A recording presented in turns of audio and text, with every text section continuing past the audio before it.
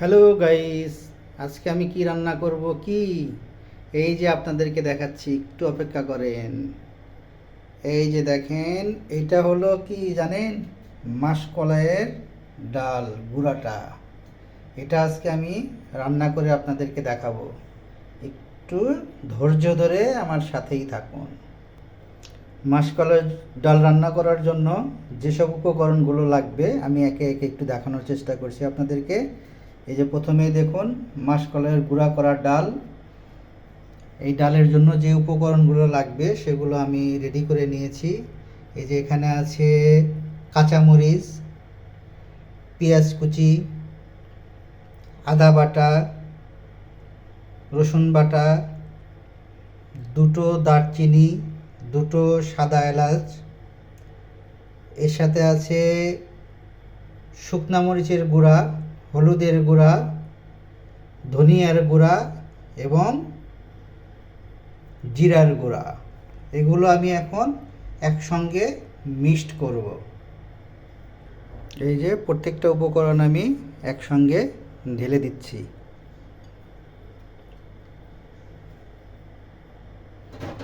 এখন এর সঙ্গে অ্যাড করতে হবে লবণ। পরিমাণ মতো লবণ দিয়ে দিচ্ছি আমি।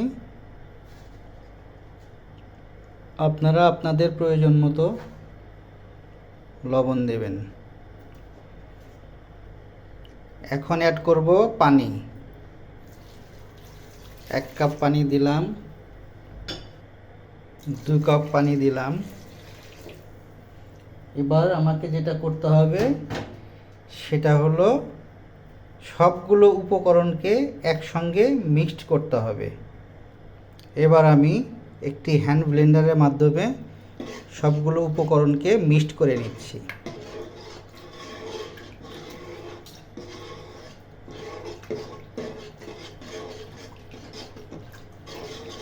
পানিটা আপনারা আপনাদের পছন্দ মতো দেবেন।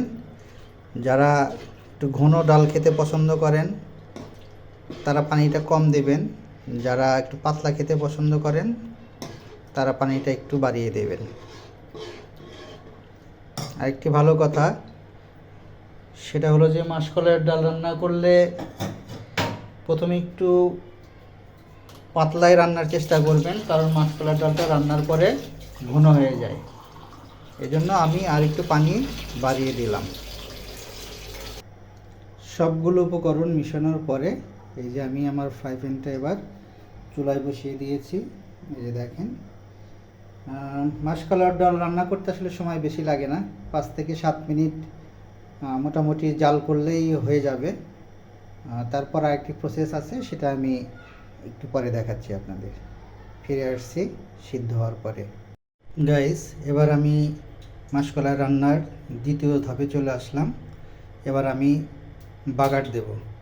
বাগার দেওয়ার জন্য মাঝারি সাইজের 3টা পেঁয়াজ, 3টা শুকনা মরিচ নিয়েছি। কড়াইতে তেল দিয়ে দিয়েছি। একটি ভালো কথা, আমি আগের তেল দেইনি, কারণ বাগার দিতে হবে, এই কারণে আমি তেলটা আগে দিইনি। এখন একটু পরিমাণ বাড়িয়ে দিয়েছি তেলটা। তেলের গরম হয়ে গিয়েছে। এখন তেলের ভিতরে আমি পেঁয়াজ আর শুকনো মরিচ দিয়ে দিলাম। এটাকে আমি একটু ভেজে নেব। একটু অপেক্ষা করুন, কী পরিমাণ ভাজতে হবে আমি দেখাচ্ছি। বেরেস্তা করার সময় কিন্তু আপনারা সব সময় এভাবে পেঁয়াজগুলোকে নাড়তে থাকবেন, না হলে কিন্তু পুড়ে যাবে। এই যেরকম ব্রাউন কালার হয়ে গেলে তারপরে নামিয়ে নেবেন। আমি এখন চুলাটাকে অফ করে দিচ্ছি। এই যে হয়ে গেছে আমার বেরেস্তা।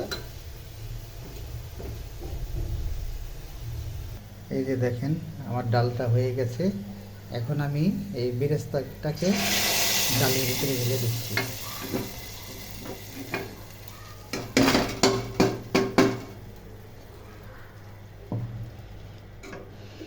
এই তো আজ হয়ে গেল আমার মাসকলাইয়ের ডাল রান্না। বেরেস্তা দেওয়ার পরে আপনার ডালটাকে আরও 2 মিনিট জাল দিয়ে নেবেন, তাহলে ফ্লেভারটা আরও ভালো আসবে। এতক্ষণ সঙ্গে থাকার জন্য অসংখ্য ধন্যবাদ সবাইকে। ভালো থাকবেন। আসসালামু আলাইকুম। আর সেই সঙ্গে দাওয়াত রইল আপনাদের, আসেন আমার বাসায়। এরপরে আরেকটা রেসিপি হবে, সেটাও আপনাদের সঙ্গে শেয়ার করব ইনশাআল্লাহ। আসসালামু আলাইকুম।